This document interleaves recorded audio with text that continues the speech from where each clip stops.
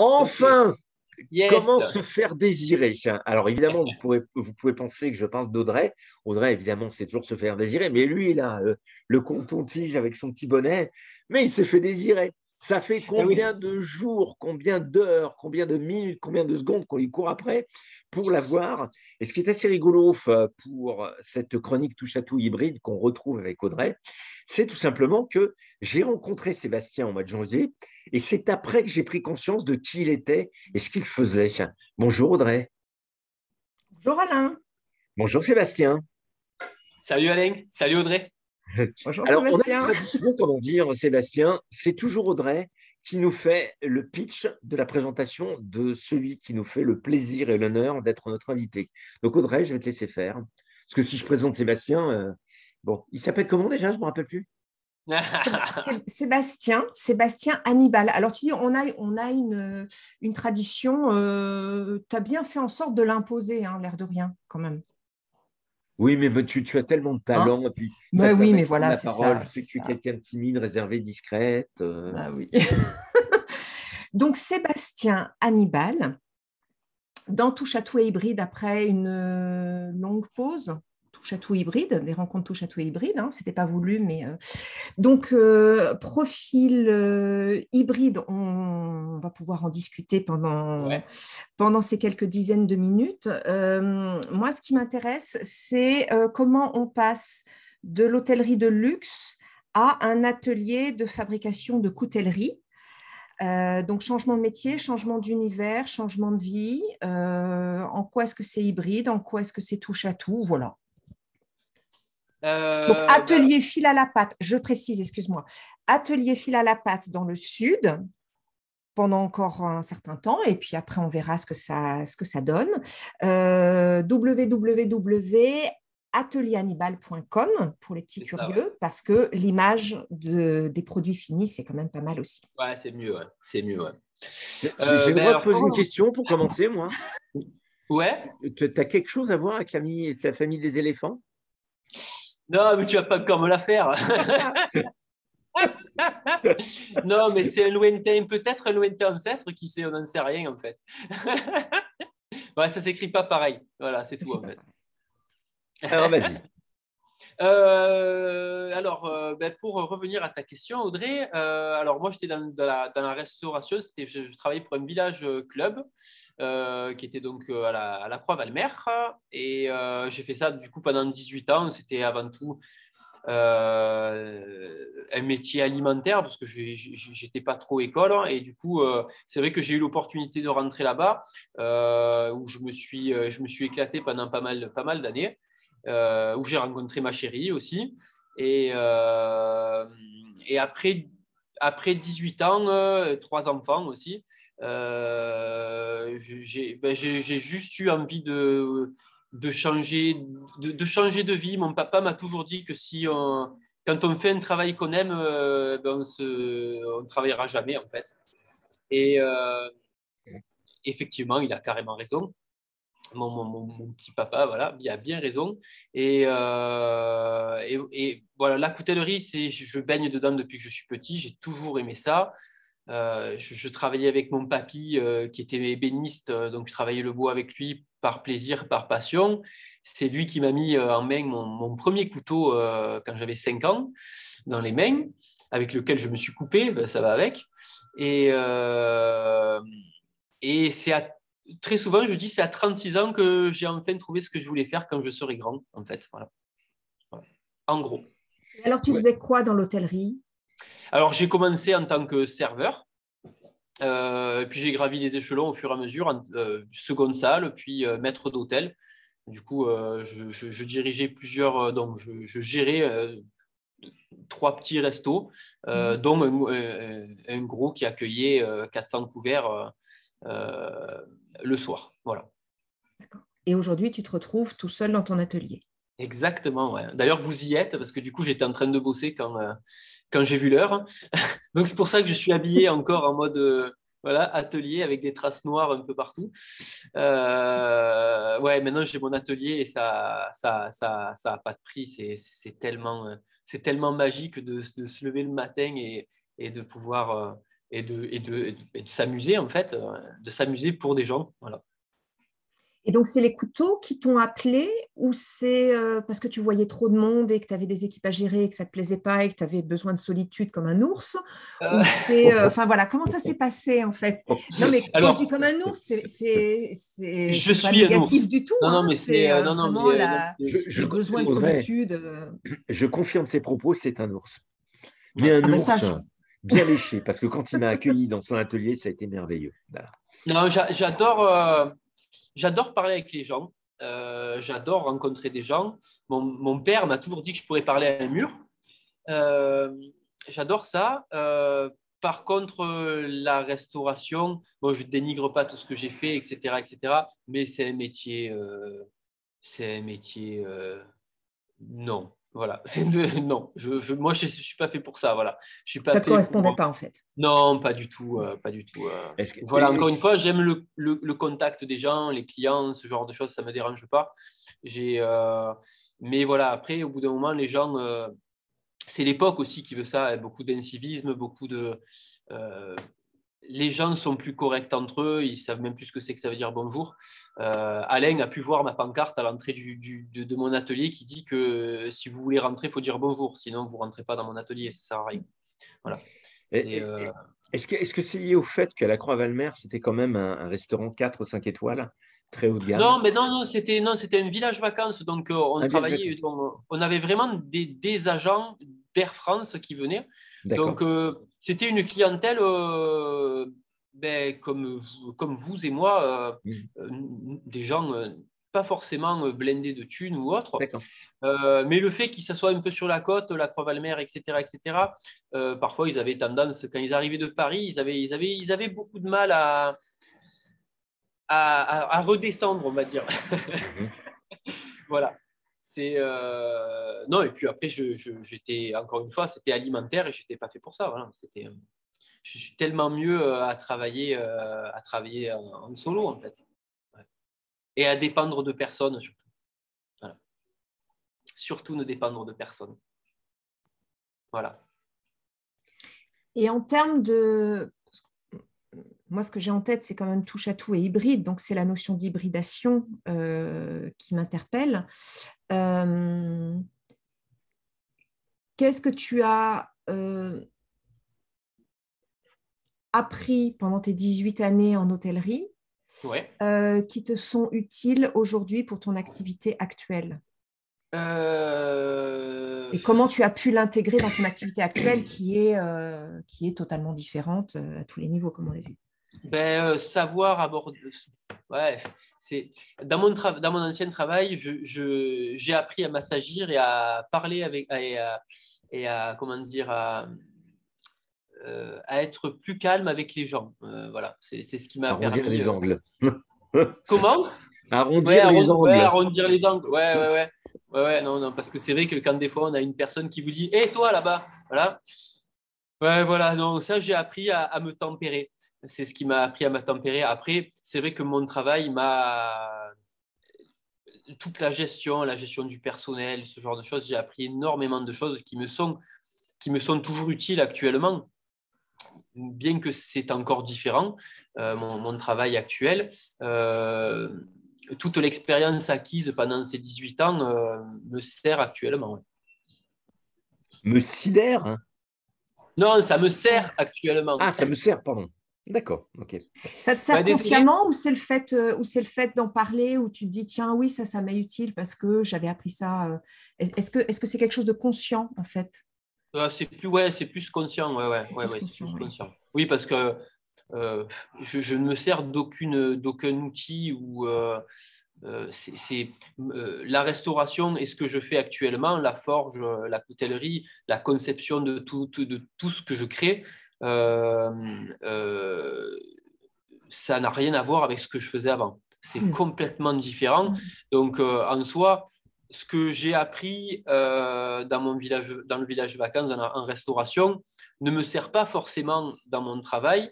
C'est plus le relationnel humain qui me sert qu'autre chose.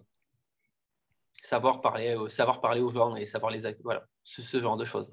Mhm. Ça fait quoi de passer d'un village vacances où il y a beaucoup de monde à un petit village de combien d'habitants? Colobrières, je ne sais même plus On combien est d'habitants. 1500 à Colo. D'accord, Ça fait ça du fait bien. ah, carrément. Ouais, ouais, clairement. Ouais. Parce Clairement. que parce que Ouais. c'est plus humain, parce que c'est plus C'est plus, familial. ouais, oui, c'est complètement plus humain. Je veux dire, la, très souvent, je reviens à la notion de civisme, en fait. La Croix-Valmer et Colobrières, il y a 45 minutes de route, hein. C'est pas loin, hein. Avec le golf, etc., etc. C'est pas énorme. Ouais, oui, ouais, c'est comme ça. Mais Alors, tant mieux dans un sens. alors, Audrey, juste pour ta info, il a raison de dire il y a 45 minutes. Il ne te dit pas qu'il y a 20 kilomètres simplement. Mais en effet, les Ouais, il 20 n'y a que 20 kilomètres, bornes. tu les fais en 45 minutes. Ah oui, non, non, Non, non, mais par non, contre, c'est dans un paysage de verdure. Et alors, en c'est amont de la magnifique. Colombière, c'est un vrai. Non, ouais, c'est extraordinaire, quoi. C'est un petit Non, village non, c'est super. C'est qui un me très brille. beau village. C'est un très beau village. Du coup, qu'est-ce que Je disais, je. ça fait pas drôle de passer d'un endroit où il y a plein de monde Ouais. à un endroit qui est Donc, plus petit. je disais, ça fait du bien parce qu'on a vraiment une différence de mentalité entre la côte, entre le tourisme de la côte et les touristes qui viennent sur Colobrières. C'est vraiment deux choses différentes. Les gens, quand ils viennent à Colobrières, pour les trois quarts des gens, c'est des gens qui sont amoureux de la nature, qui veulent se balader et qui ont ce côté euh, qui n'ont pas de problème à aller vers les gens, dire bonjour, au revoir, patati patata. Euh, Chose qu'on retrouve de moins en moins sur la côte. Sur la côte, tout leur est dû. En gros, ce dicton qui dit que le client est roi commençait à me mettre à m'énerver. Voilà. On Pour sent une être certaine animosité, hein, quand même. j'ai du mal. Résidu Ouais. de, hein. J'ai du mal avec le fait que les gens aient perdu leur valeur civique, hein, euh, que tout leur est dû. J'ai beaucoup de mal avec ça, en fait. J'ai beaucoup de mal avec tout ça. C'est pour ça que, ouais, donc, comme il dit Alain, je suis un ours. Ouais, ouais, et je suis tout à fait. Je suis plus un loup qu'un ours, mais je suis. Ouais, c'est normal. Ouais, je le comprends. Et je l'accepte surtout.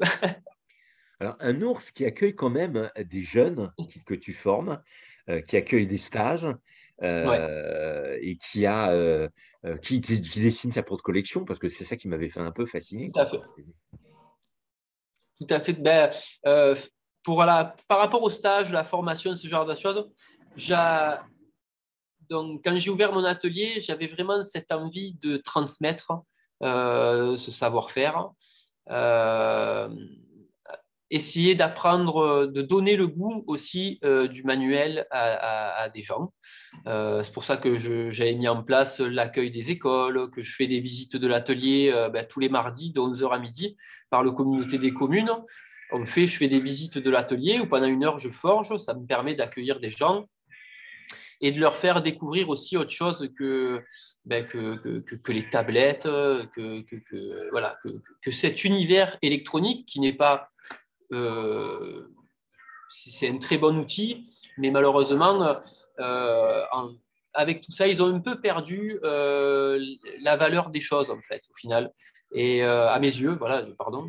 Et, euh, et ouais, ouais, donc c'est pour ça que je tiens à donner des stages et à transmettre, en fait, mon savoir-faire. Et alors, en termes de transmission, comment est-ce que toi, tu as appris? Est-ce que tu es totalement autodidacte? Est-ce que tu as suivi des formations? Comment ça s'est fait? Alors non, je suis pas. Alors, je suis pas autodidacte. J'ai fait une formation.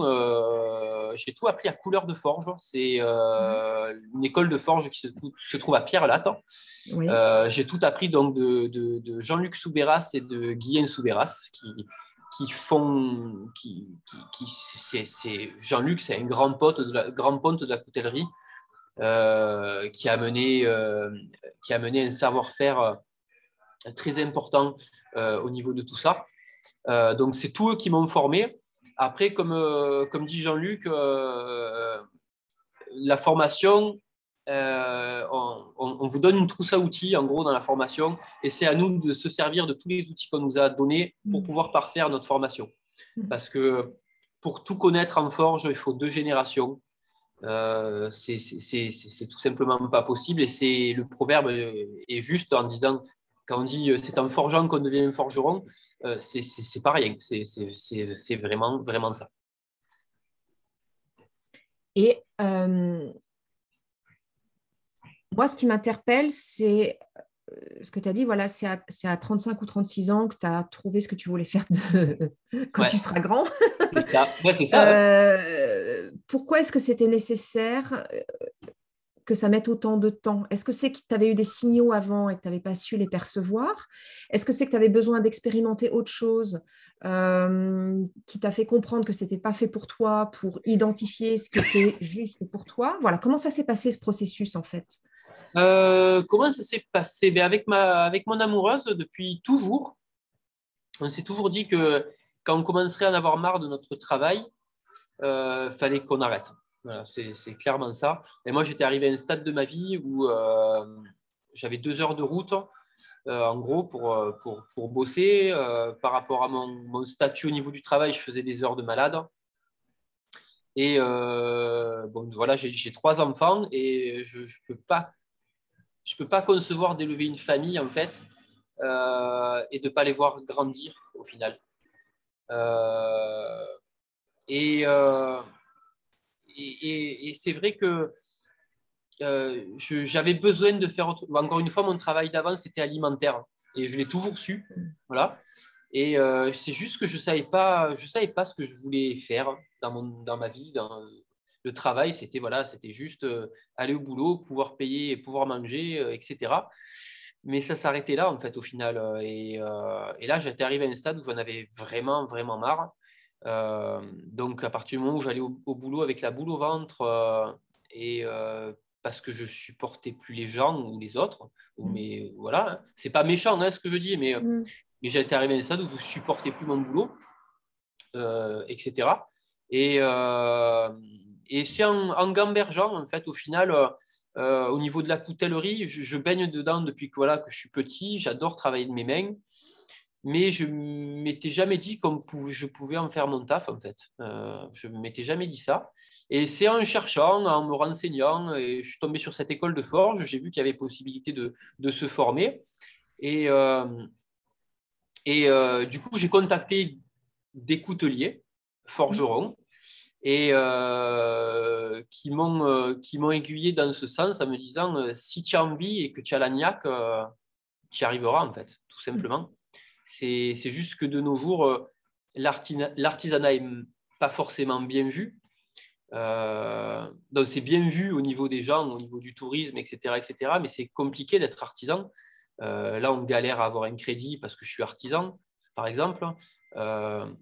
Donc ouais, être artisan, ça fait peur aux gens. Voilà, ça fait peur aux gens. On va pas parler des charges, ce genre de choses, mais voilà, être artisan, ça peut faire peur. Et c'est vrai que je m'étais jamais dit bon, je vais être artisan, voilà. Et puis voilà, de fil en aiguille, je me suis senti vraiment attiré là-dedans. Je me suis dit, ouais, mais en fait, c'est ça que je dois faire. En fait, si je veux m'épanouir dans ma vie, dans mon travail, c'est ce que je dois faire. Voilà. Alors, moi, ce qui m'interpelle aussi, c'est si je reprends des éléments de ce que tu nous as partagé au début, ton grand-père était menuisier. Oui. Donc, on est sur le travail du bois. Tu dis, voilà, j'ai toujours baigné dans les couteaux, mais je veux dire, qu'est-ce que c'est qui a fait cette combinatoire de coutellerie? Parce que la coutellerie, pour moi, c'est à la fois le travail du bois ou de la corne pour les manches. Donc, avec un grand-père menuisier, tu aurais pu t'orienter dans la menuiserie en ayant baigné dedans. La forge, ça peut être aussi de la forge sans que ce soit de la coutellerie. Hein. Il y a plein d'autres manières de travailler la forge. Donc déjà, le métier de coutelier, c'est déjà un métier hybride qui nécessite une expertise dans plusieurs champs artisanaux. Qu'est-ce qui a fait que c'était la coutellerie plutôt que la menuiserie ou la forge pure ou autre, et comment tu vis en fin de compte le fait l'apprentissage et aujourd'hui le fait de maîtriser plusieurs disciplines pour en faire un métier unique. Tu vois ce que je veux dire?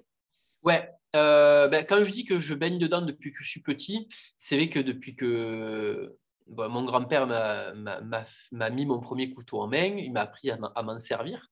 Mon père a pris la relève et c'est lui qui m'a appris vraiment à me servir de mes lames. Et on a une tradition un peu avec mon papa, on s'offre des couteaux à nos anniversaires, à Noël, ce genre de choses. Et donc voilà, c'est dans ce sens-là où je dis que je baigne dans la coutellerie parce que j'ai toujours eu des couteaux. Ma mère me faisait des poches quand j'allais à l'école, parce que sinon je partais avec des couteaux. Mais je te vois sourire, Alain. Mais parce que donc il y a aussi cette chose importante qui fait que la coutellerie, avant tout, à mes yeux, un couteau, c'est un outil et pas une arme. Et ça, c'est très important que les gens le conçoivent. Bon, j'ai récemment été traité de terroriste parce que j'alimente le terrorisme, parce que je vends des couteaux par une dame. Mais bon, c'était une petite aparté. Donc voilà, je suis la coutellerie, depuis toujours. Voilà, j'adore ça, j'aime ça. Je connaissais les aciers, je connaissais plein de choses, mais je ne savais pas fabriquer. Voilà, je ne savais pas fabriquer. Et c'est ce qui m'a poussé à apprendre ce métier pour pouvoir fabriquer mes propres lames. Voilà, comme dit Alain tout à l'heure, j'ai dessiné une gamme les plus polyvalentes possible. Mais cette gamme, je l'ai dessinée pour moi avant toute chose. Maintenant, je suis très heureux que le plaise, vraiment très heureux que le plaise. Dont un qui a été d'ailleurs, a reçu le prix du public à Coutelia lors de l'édition de Thiers. Donc voilà, ça c'est j'ai toujours dessiné des couteaux, j'ai toujours joué avec tout ça. Et je sais pas, je suis venu inconsciemment. En tout cas, c'est l'objet fini qui t'a appelé. C'est pas le fait de travailler le métal ou de travailler non, le bois. C'est non, l'objet c'est fini. l'objet fini. L'objet fini, carrément. Là où avec d'autres personnes, ça peut être le fait de travailler le bois ou le fait de travailler le métal qui les amène au couteau. Toi, c'est le couteau qui t'a amené Moi, au c'est le couteau savoir-faire. qui m'a amené à ce travail-là, parce que du coup, le travail du bois, je le maîtrisais déjà. Pas forcément pour les manches de couteau, mais je maîtrisais déjà le travail du bois. Je maîtrisais aussi le travail du cuir, qui est complémentaire à la coutellerie. Oui. Mais voilà, la coutellerie, je savais plein de choses, mais je ne savais pas fabriquer. Voilà. C'est être autodidacte dans ce travail-là. Il y en a qui le font, et je ne dénigre pas ça du tout, mais c'est vrai que apprendre de quelqu'un, c'est quand même pas rien. C'est un métier qui est super complexe et voilà, on a tous des côtés un peu autodidactes dans ce travail-là, mais vraiment le contrôle des températures, ce genre de choses et tout, tout ce qui se fait à l'œil, moi je le tiens tout de Jean-Luc et de Guillaume. Voilà, c'est grâce à eux que j'en suis là. Question Audrey. Dis Audrey, les gens touche à tout hybrides ont-ils besoin d'avoir une reconnaissance? Alors, il a lâché l'info parce que c'est là-dessus que je lui ai posé la question. Il a reçu un prix lors d'un salon, alors pas n'importe où puisque c'était à Thiers, donc Thiers qui est la capitale mondiale des couteaux, mais c'est important d'avoir une reconnaissance quelque part, surtout que c'est une reconnaissance du public qu'il a eue. C'est important pour ces gens touche à tout hybride d'avoir cette médaille. Je ne sais pas si je peux répondre au nom de tous les gens, tu vois. Non, mais... En fait, la question, c'est est-ce que les gens touchent à tout hybride ont besoin d'avoir cette reconnaissance ou la reconnaissance la plus importante, c'est la leur? Pour moi, c'est... je ne pense pas qu'on puisse répondre clairement à cette question. Je pense que ça dépend des personnes. Il y a des personnes qui ont besoin d'une reconnaissance, qu'ils exercent une activité hybride, touche à tout ou pas. Il y a des gens qui ont besoin d'une reconnaissance extérieure pour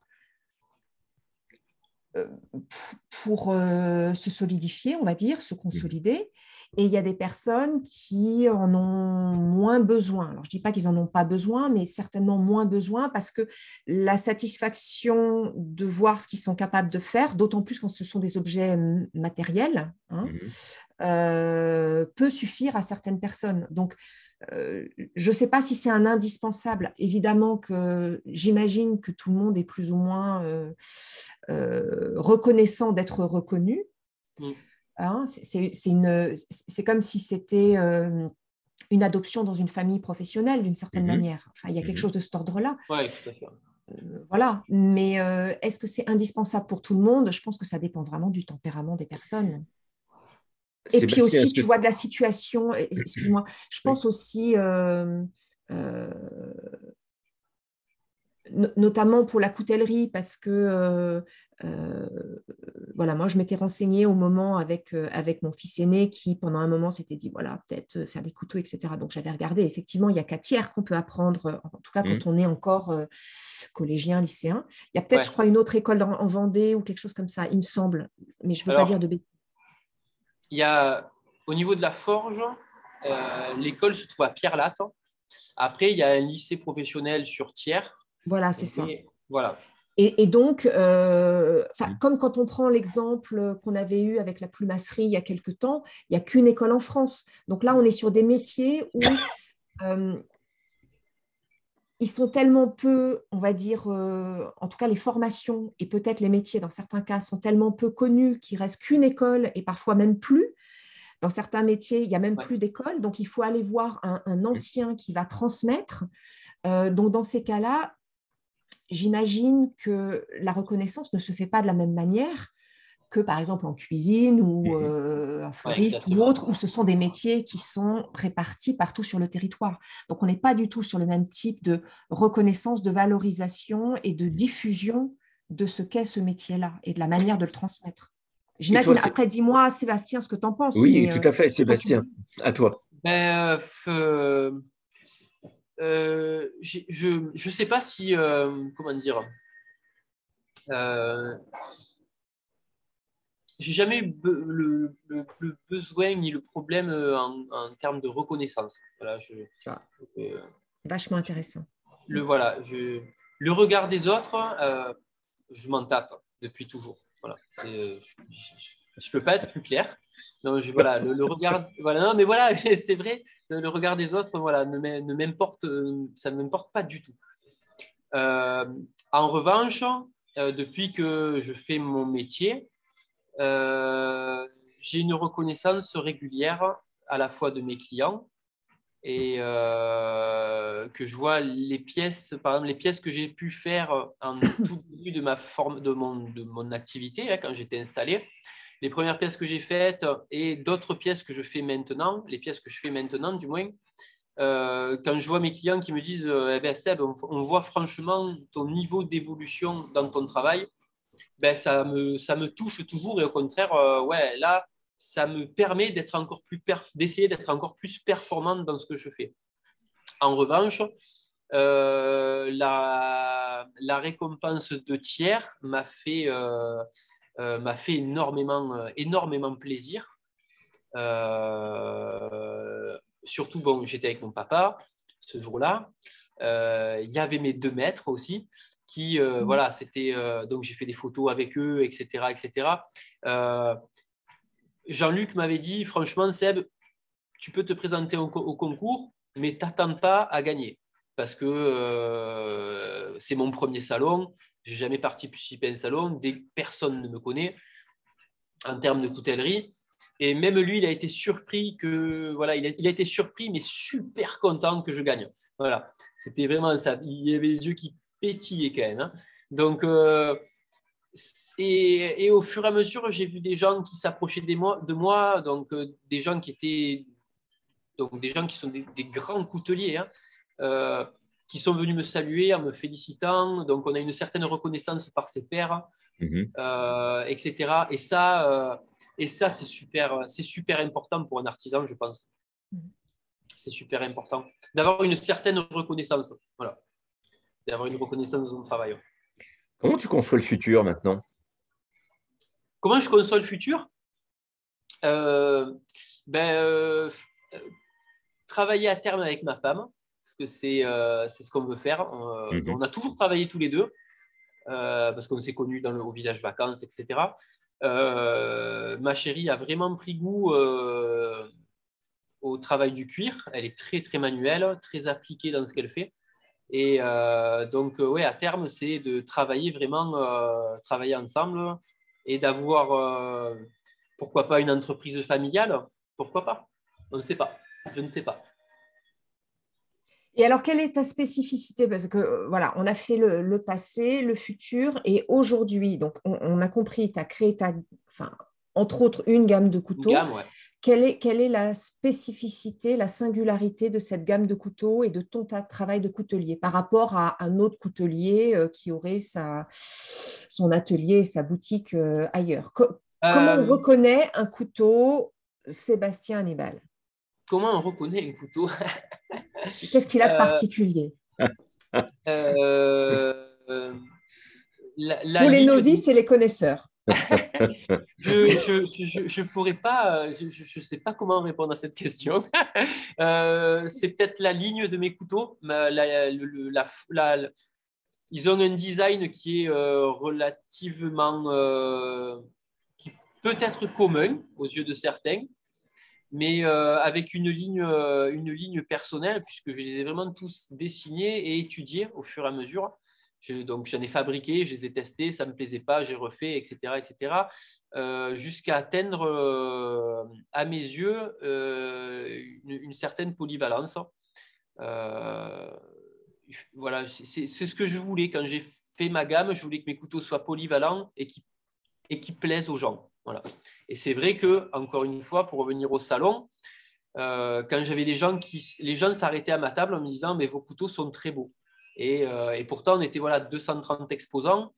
Voilà, et quand j'ai d'autres confrères qui venaient me voir en disant, putain, Seb, tes couteaux, ils sont super beaux, ils sont bien faits, ils ont une bonne tenue, on les a bien en main.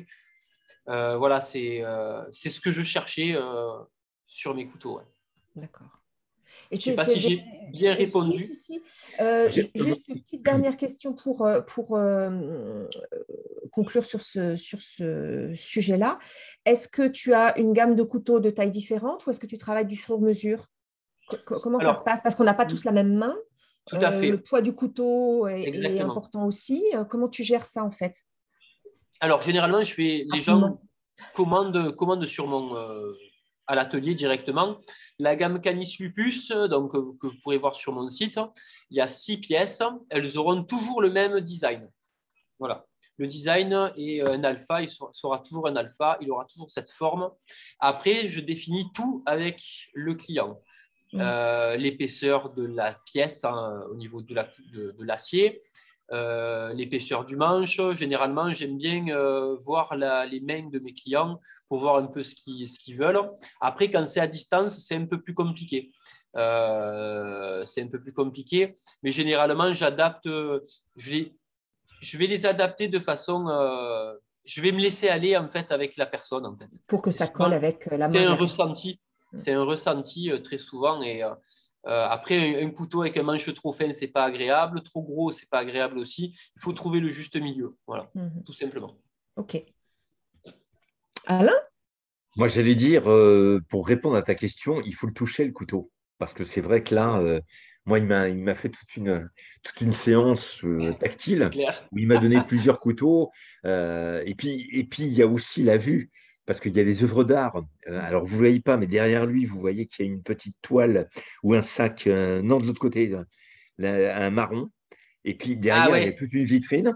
Et dans la vitrine, il y a un truc assez extraordinaire, c'est qu'il y a des œuvres d'art. C'est-à-dire qu'il y a le couteau, mais il y a plein de choses tout autour du couteau. C'est ça qui est Quand je extraordinaire. me déplace, Ah ben, si tu peux te déplacer pour montrer cette vitrine, c'est hein, je encore mieux, trouve. non? Ah oui, non mais voilà.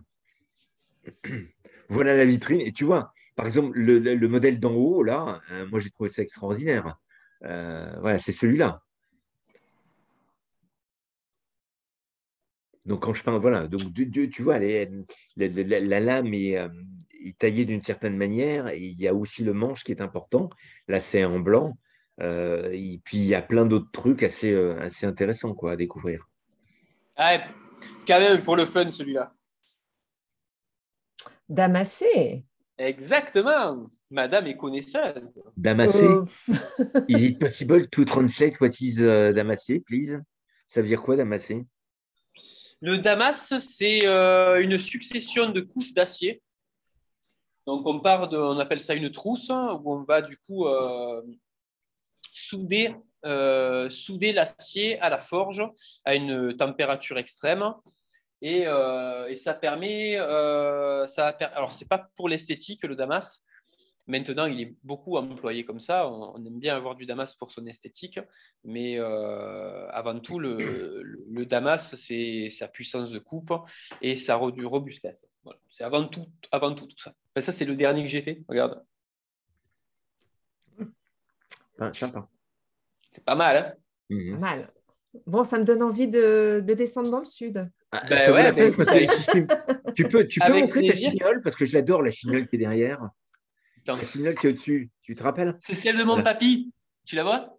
Voilà. Et le couteau en particulier, il y a une histoire sur ce couteau qui est posé. On le voit bien, là? Je ne le vois pas. Ah oui, on le voit. Ben, ce couteau, c'est mon beau-père qui me l'a donné, le papa de mon amoureuse. Il me l'a donné juste avant de mourir, malheureusement, quand je lui ai dit que je voulais faire ça. Et ce couteau a été forgé par le parrain de ma belle-sœur. Donc, c'est un couteau qui est très, très, très, très vieux. C'est un couteau qui est très vieux. Voilà, j'aime bien que tu aies déplacé cette webcam parce que ça permet de montrer la symbolique. C'est-à-dire que même dans l'atelier, on retrouve des trucs qui sont anciens. C'est vraiment la tradition de chez Tradition, quoi.